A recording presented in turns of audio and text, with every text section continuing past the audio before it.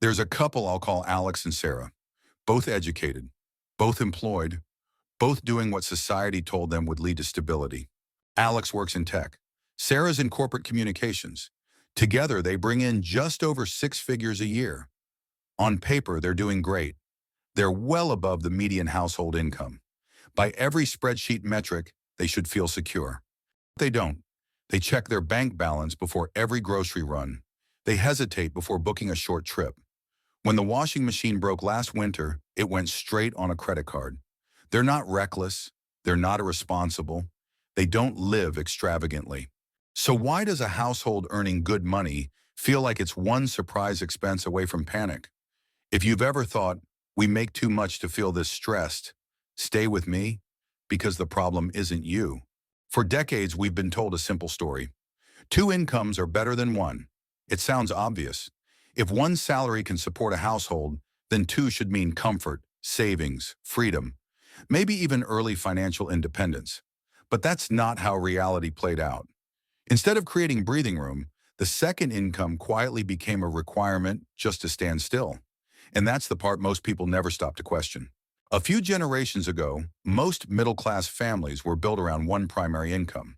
Not because life was easy, but because expenses were structured around that reality. Housing, healthcare, education, all of it was priced with one income in mind. The second potential earner wasn't a necessity, it was a buffer. That buffer mattered. It meant if something went wrong, a job loss, an illness, a downturn, the family had a lever they hadn't already pulled. Fast forward to today. That buffer is gone. Two incomes aren't the advantage anymore. They're the entry ticket. Let's slow this down and look at what actually happens when a second income enters the picture. Say one partner earns $70,000 and the other earns $50,000. That extra $50,000 feels powerful until you track where it goes. First, taxes. Because it stacks on top of the first income, a large chunk disappears before it ever hits your account.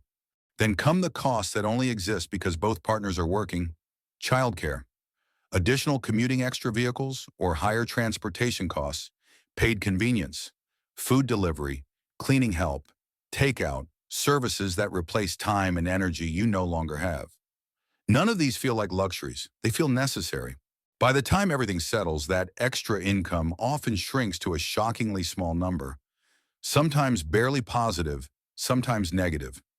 Someone is working full-time, under stress, away from their family, and financially, the household is barely ahead. Here's where things get risky. Most families don't build their lifestyle around one income and save the other. They build around both. The house is sized for two paychecks. The cars are financed for two paychecks. The monthly obligations assume nothing ever goes wrong. That's the trap. Because once your fixed costs depend on two incomes, flexibility disappears. One layoff, one health issue, one burnout, one family emergency, and the entire structure starts cracking. It's not fragility because people are bad with money. It's fragility by design. As dual income households became normal, prices adjusted upward. Homes didn't double in size, but prices doubled anyway. Good school districts didn't get better.